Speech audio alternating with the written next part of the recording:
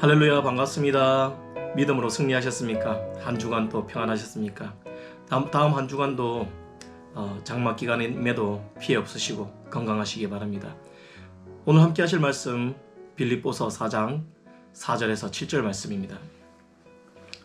주 안에서 항상 기뻐하라. 내가 다시 말하노니 기뻐하라.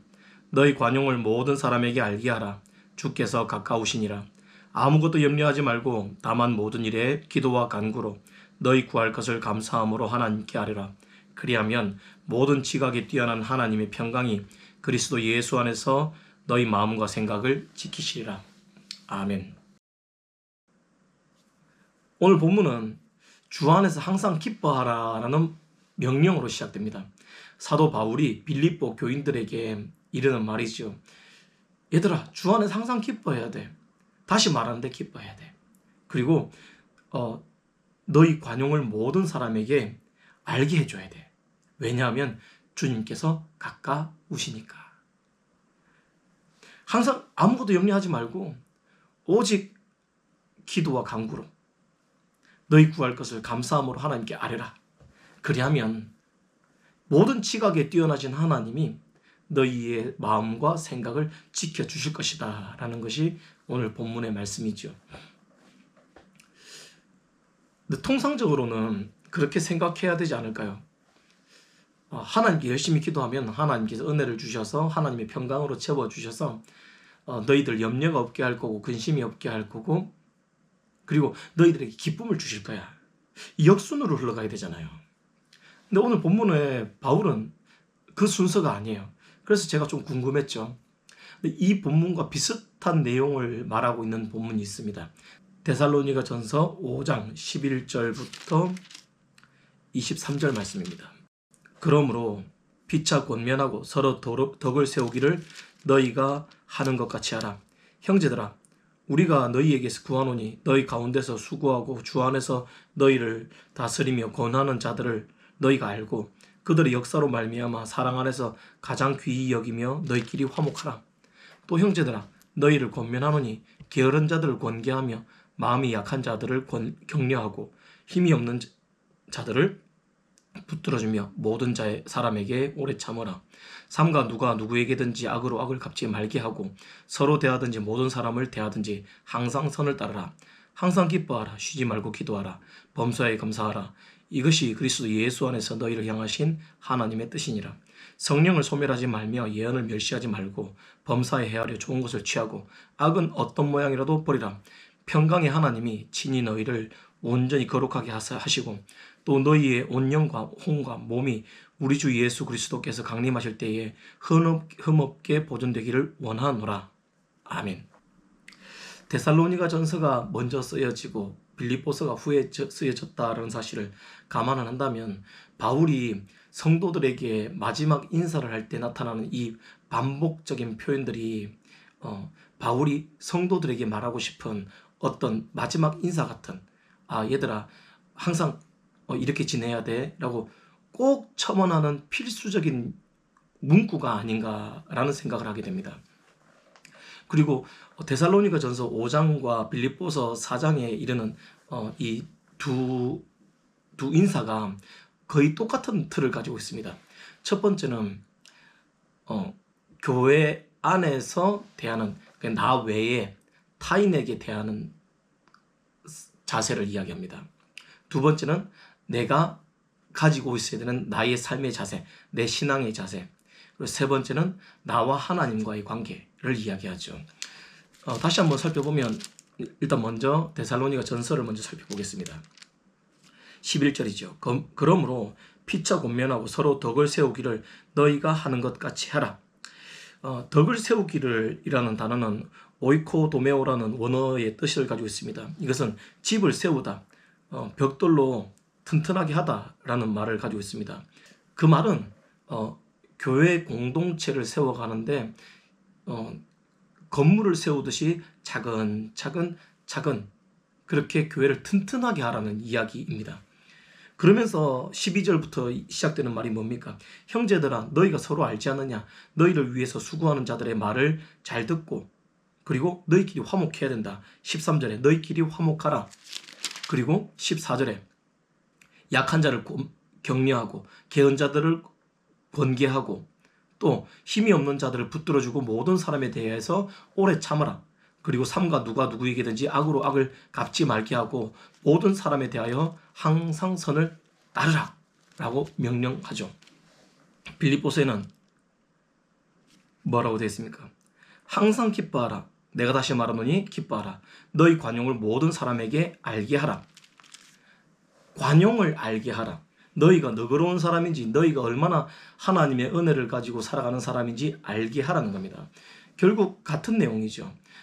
데살로니가 전서 같은 경우는 교인들 안에서 그들 안에 서로 덕을 세워주기 위해서 교회를 튼튼하게 하기 위해서 연약한 자들은 일으켜주고 지식이 없는 자에게 지식을 가르쳐주고 하나님의 그리스도의 경륜에 따라오지 못하는 자들을 튼튼하게 하는 것이 목적이라면 빌립보서에서는 세상 사람들에 대하여서 우리가 얼마나 하나님의 은혜를 경험하고 살아가는 사람들인지를 알게 해주라. 너그러운 사람이 되라 라고 이야기하는 겁니다. 그리고 두 번째는 데살로니가전서 5장 16절에서 18절에 항상 기뻐하고 쉬지 말고 기도하고 범사에 감사하라. 누가요? 내가 그런 삶을 살아야 한다라고 이야기하고 빌립보서 4장 4절에서 5절에도 역시 같은 말이죠. 항상 기뻐하라. 내가 다시 말하노니 기뻐하라. 성도가 가져야 되는 기본적인 자세는 기쁨이다 이 말입니다. 항상 기뻐하는 자세를 가져야 된다라고 이야기하는 거죠. 그리고서 데살로니가 전서 5장 19절에서 20절에는 성령을 소멸하지 말고 예언을 멸시하지 말고 범사에 헤아려 좋은 것을 취하고 악은 어떤 모양이라도 버리라 라고 되어 있습니다.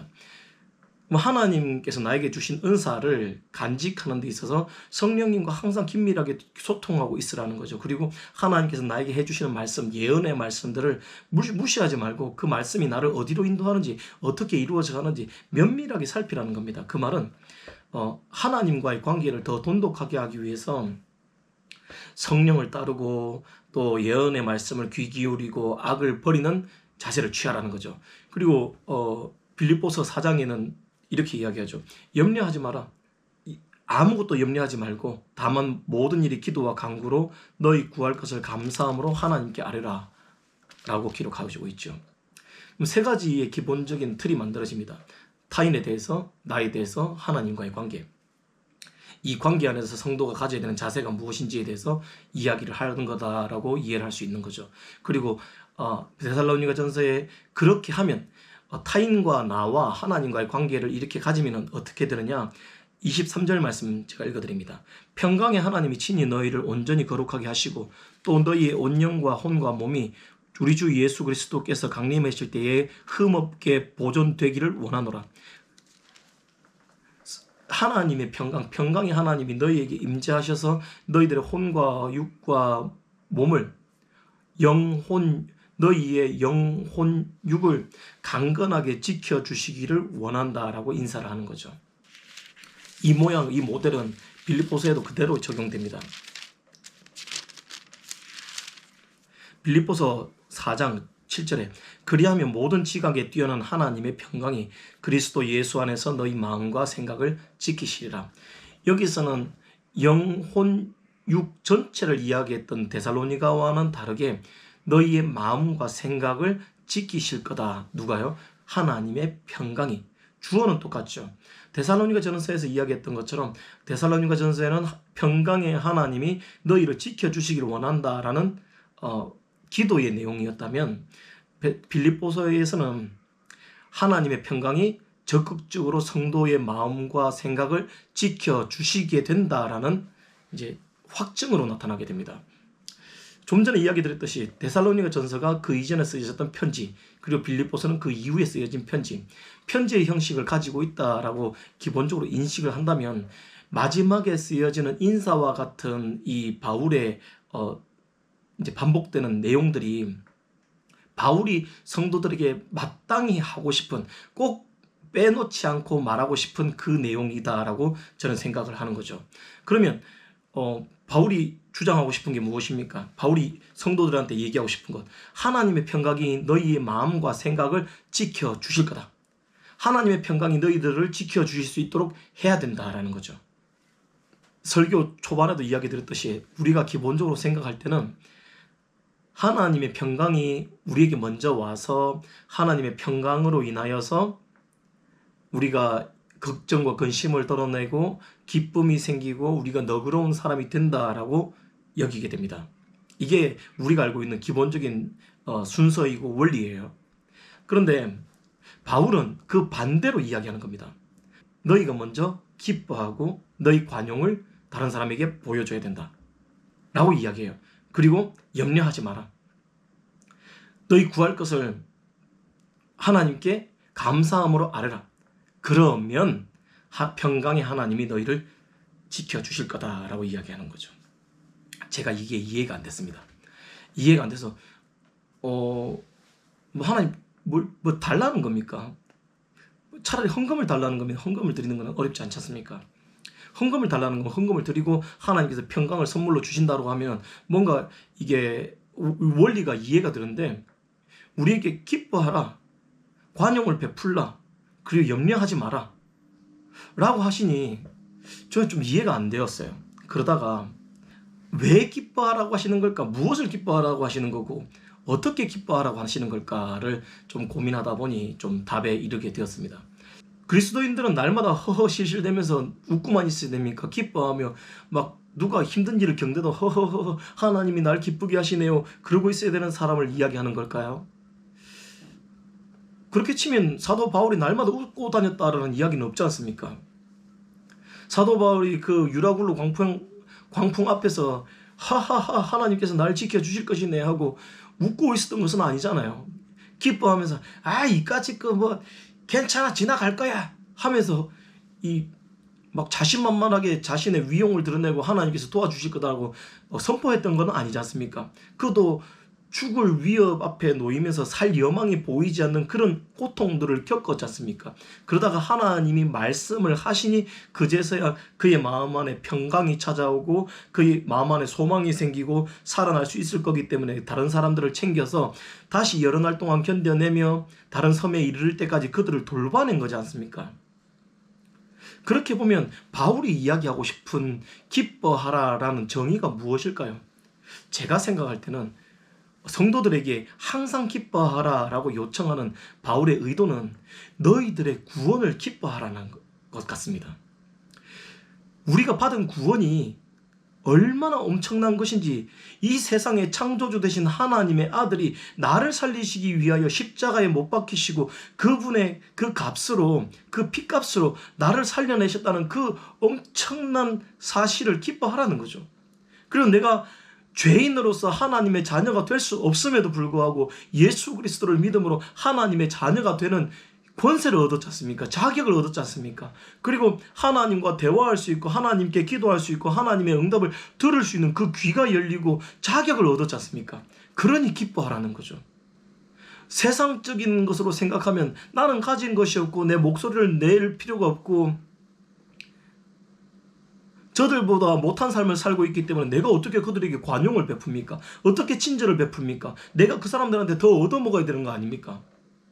그런데 예수 그리스도의 복음의 기쁨이 내 안에 가득한 삶을 살게 되면 내 주머니에 있는 것이 아깝지 않겠죠. 내가 저들보다 많이 가졌든지 적게 가졌든지 많이 가져서 그들에게 대접하는 것이 아니라, 적게 가졌다고 그들에게 맨날 달라고 하는 것이 아니라 예수 그리스도의 복음에 대한 기쁨으로 내가 그들에게 나눠줄 수 있음이 감사하고, 당장 내일 먹을 것이 없어도, 당장 내일 내가 누릴 것이 없어도 하나님이 주시는 기쁨으로 자족한 삶을 살지 않겠습니까?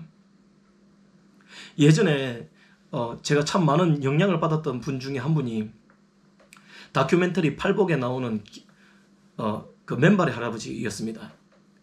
정말 그 영상 보고 엉엉 울었습니다. 도대체 예수를 어떻게 믿어야지 저분처럼 모든 것을 버리고서 기쁜 마음으로 살아갈 수 있는가? 남들에게는 미친 사람이라고 손가락질 받고 지하철 승무원들한테, 지하철 직원들한테 막 끌려 나가기도 하고 맨발이 얼마나 부르텄는지 막 쩍쩍 갈라지는데도 불구하고 목발 하나 짚고서 그 지하철을 쏘다니며 그렇게 외치면서 사람들에게 예수를 전하고 싶었던 그분 말입니다. 그분이 재산이 엄청나게 많았다고 제가 얘기를 들었거든요.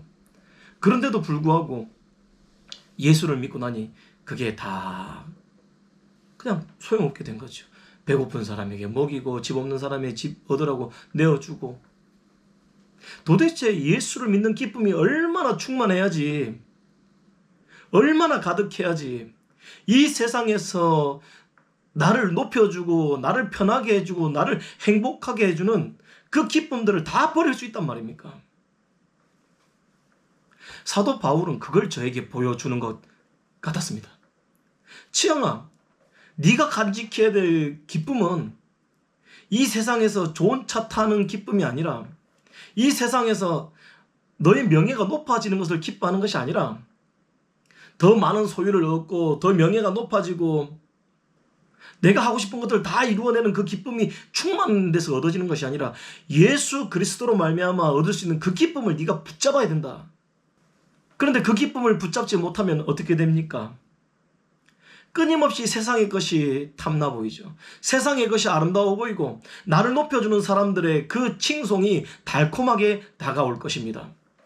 그러니 주 예수 그리스도를 붙잡지 못하고 있는 순간 목회자든 성도든 누구나가 모두가 세상을 쫓아가게 되는 거죠. 더 큰 것을 지으려고 하고 더 많이 가지려고 하고 더 많이 기쁨을 누리려고 내 쾌락을 채우려고 하게 될 겁니다. 어떻게 하면요? 예수 그리스도의 복음의 기쁨이 내 안에 충만하지 않으면 말이죠. 그래서 바울은 너희가 먼저 기뻐해라. 다시 말하는데 기뻐해라. 그리고 그 기쁨을 가지고 저 사람들에게 너희들이 얼마나 너그러운 사람인지, 얼마나 이 세상과 다른 가치를 가지고 살아가는 사람인지를 보여줘라 라고 하는 겁니다. 그런데 그렇게 하다 보면 우리 애들 말로, 청소년들 말로 현타가 세게 오는 순간이 있죠. 저만 그럽니까? 여러분도 아마 그럴 겁니다. 예수님 믿고 교회 안에서 열심히 봉사를 하고 주님 뜻대로 살아가겠다고 열심히 선을 행하다 보면 현실을 자각하는 타임이 아주 그냥 세게 올 때가 있습니다. 나는 분명히 주님을 의지하고 살아간다고 열심히 11조도 하고 봉사도 하고 기타도 치고 전도도 하고 구제도 하고 밥도 퍼주고 또 있는 재산 없는 재산 털어가지고 저 해외에 선교도 하는데 예수도 안 믿는 저 사람이 나보다 더 사업이 형통하고 자녀들이 복을 누리는 것 같고 똑똑한 것 같고 좋은 길을 가는 것 같은 그걸 딱 봐버리는 그 순간 또 교회 내에서 다른 성도들이 주님의 일을 열심히 하지 않는데도 불구하고 그들에게 하나님께서 도와주시는 것 같거나 아니면 그들이 막 승진을 하거나 우리 남편은 승진을 못하는데 그 남편은 승진을 하고 있고 내 자녀는 좋은 고등학교 못 가는데 그 집 애들은 좋은 고등학교 들어가는 것 같은 그걸 딱 봐버리는 그 순간 현실 자각 타임이 딱 생겨버립니다. 현타가 세게 온다 하죠. 그때 마음이 흔들어 버립니다. 와, 나 예수님 믿는 기쁨으로 사는 줄 알았는데 이거 소용없는 건가?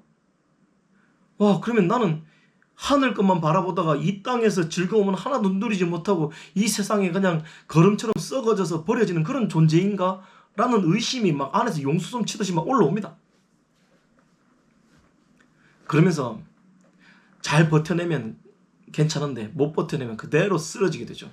섭섭해서 쓰러지고 누가 나를 시험 들게 해서 쓰러지고 하나님이 내 기도 안 들어주시는 것 같아서 쓰러지고 저놈이 잘 되는 것 같아서 쓰러지고 내 자녀가 안 되는 것 같아서 쓰러지고 내 남편이 승진 못해서 쓰러지고 쓰러져야 될 이유는 수없이 많습니다. 내가 분명히 이 세상에서 예수 그리스도를 믿음으로 영원한 생명을 누릴 수 있는 그 기쁨을 소유한 사람이라는 걸 아는데도 불구하고 세상을 바라보고 나를 바라보니 근심에 짓눌리고 염려에 짓눌리고 내 모습이 저들의 모습과 다르고 내가 더 못한 것 같아서 하나님은 나를 안 도와주는 것 같아서 나는 하나님의 가치를 쫓아가지 않겠다라고 결정을 하고 세상의 가치를 향해서 쫓아가게 되더라 이 말이죠. 내 안에 예수 그리스도께서 나를 살리셨다라는 그 원대하고 엄청난 기쁨이 자리 잡지 못하게 되면 말입니다. 그래서 바울이 마지막 세 번째 이야기할 때 염려하지 마라. 너희 구할 것을 감사함으로 하나님께 아뢰라 라고 이야기를 하는 겁니다. 염려가 성도를 갉아먹고 성도에게 있는 하나님께서 주신 그 엄청난 기쁨을 덮어버리거든요. 내가 염려한다고 그 문제가 해결되는 게 아닌데도 불구하고 염려하다가 걱정하다가 내일 일을 걱정하고 내 자녀의 일을 걱정하고 돈을 걱정하고 빚 대출 이자 다가오는 걸 걱정하다가 그 걱정에 짓눌려서 하나님이 이 세상이 알 수도 없고 이 세상이 줄 수도 없는 그 놀라운 기적과 은혜를 나에게 주셨는데도 불구하고 이게 나한테 있다는 사실을 잊어버리게 되더라는 거예요. 잊어버려요. 그 구원이 나에게 있다는 사실을 잊어버려요. 그걸 잊어버리고 나니 나에게 없는 것을 가지고 있는 저 세상 사람들이 그렇게 멋져 보이는 거예요. 저 세상 사람들이 살아가는 모습들이 너무 달콤하게 나에게 다가오더라는 거죠. 나도 충분히 좋은 차 타고 다닐 수 있고 캠핑카 살 수 있고 주일에 교회만 안 나가면 얼마든지 행복할 수 있는데 해외여행도 다닐 수 있는데 아니 어쩌자고 장로라는 직분을 맡아가지고 권사라는 직분을 맡아가지고 목회자라는 직분을 맡아가지고 이 좋은 세상 놀지도 못하고서 맨날 교회에 처박혀 있어야만 되나 라고 생각하겠지요. 어떻게 하면요? 내 안에 예수 그리스도의 기쁨, 예수 그리스도께서 나를 살리셨다는 기쁨, 내가 죄인이 아니라 하나님과 소통할 수 있고 하나님의 말씀을 들을 수 있는 하나님의 자녀가 되었다라는 그 놀라운 사실을 잊어버리게 되면 말입니다. 그래서 오늘 말씀 3단계 기억하시죠? 타인과의 자세, 나와의 자세, 하나님과의 자세. 하나님께 간구를 하는 겁니다. 하나님, 난 여전히 염려합니다. 그러니 내 염려, 나 이런 거 필요합니다. 이걸 다 하나님께 던지라는 거예요. 감사함으로. 불평함으로 하지 말고 감사함으로 하나님, 이 염려 하나님께 올려드립니다. 해결해 주실 것이면 해결해 주시고 아니면 제가 해결할 수 있게 능력을 주시고 그렇게 내 안에서 불평하듯이 짜증내듯이 하지 말고 하나님 옆에서 감사함으로 내가 기도해야 될 제목들, 내가 구해야 될 것들, 간구해야 될 것들, 하나님께 부탁해야 될 것들을 주님께 올려드리고 나는 잊어버리자 이 말입니다. 걱정과 근심에서 떠나버리고 예수 그리스도로 말미암아 얻게 된 그 기쁨만을 간직하고 있자는 거예요. 안 그러면 우리에게 주어진 그 구원의 기쁨을 다 빼앗길 테니까요. 염려에 빼앗기고 걱정에 빼앗기고 삶의 어려움에 다 빼앗기고 대출 이자에 눌리고 자녀의 진학 문제에 눌리고 남편의 승진 때문에 그 기쁨이 사라져버리게 되니까요. 그런데 그 세 가지를 하고 나면 어떻게 된다고 합니까? 평강의 하나님이 모든 지각에 뛰어나신 그분이 너희의 마음과 생각을 지켜주신다라고 이야기합니다. 오늘 사도 바울은 성도가 가져야 될 이 세 가지 자세를 보여주면서 우리가 항상 기뻐하기 위해서 무엇을 해야 되는지를 알려줍니다. 자칫하면 세상의 즐거움이 우리를 유혹해가고 세상의 근심과 염려가 나를 넘어뜨리게 되죠. 그러니 나에게 하나님이 주신 그 구원의 기쁨을 잘 간직하기 위해서 염려를 떨쳐내고 걱정을 떨쳐내고 세상적인 가치와 생각들을 떨쳐내고 주님이 나를 붙잡아 주실 수 있도록 예수 그리스도의 생명이 나를 끌어갈 수 있도록 성령님께서 나에게 지도해 주시고 생각나게 하시고 깨닫게 해 주실 수 있도록 간구하라는 겁니다. 염려하지 말고 모든 지각에 뛰어나신 하나님이 우리를 도와주실 수 있도록 하나님, 내가 간구해야 될 것들 감사함으로 간구하라 이 말이죠. 한 주간 이 말씀 붙잡고 승리하시기 바랍니다. 여러분의 삶 속에서 어떤 유혹이 찾아오더라도 어떤 어려움이 있더라도 여러분의 구원을 빼앗기지 마시고 예수 그리스도께서 주시는 그 구원의 기쁨을 빼앗기지 마시고 승리하시는 한 주 되시기를 축복합니다. 기도합니다. 하나님으로부터 받은 선물은 세상의 것으로 바꿀 수 없고 비교할 수도 없는 너무나 엄청난 것인데 저희는 자꾸 세상의 것이 좋아 보입니다. 하나님께서 주신 이 구원의 기쁨, 이 구원의 선물이 어떤 것으로도 바꿀 수 없음에도 불구하고 조금만 몸이 아파오면, 조금만 내 뜻대로 안 되면, 걱정거리와 근심거리가 생겨나면은 승진이 눈앞에 있고 시험이 눈앞에 있으면 저희는 그 사실을 잊어버립니다. 주님의 자녀라는 사실도 잊어버리고 내가 주님께서 주신 기쁨으로 살아가는 사람이라는 사실을 잊어버립니다. 그리고서 그 문제에 압도되어서 여전히 흔들리고 앞을 분간하지 못하고 주님이 어디 계시냐고 묻는 그런 믿음 없는 삶을 살아갑니다. 하나님, 이 한 주간 주님 앞에 나의 모든 염려를 내려놓고 주님께 나의 필요를 감사함으로 고백할 수 있는 한 주가 되게 하여 주옵소서. 주님께서 들으시고 저희의 생각과 마음을 지켜주실 것을 기대하오며 예수 그리스도의 이름으로 기도하옵나이다. 아멘.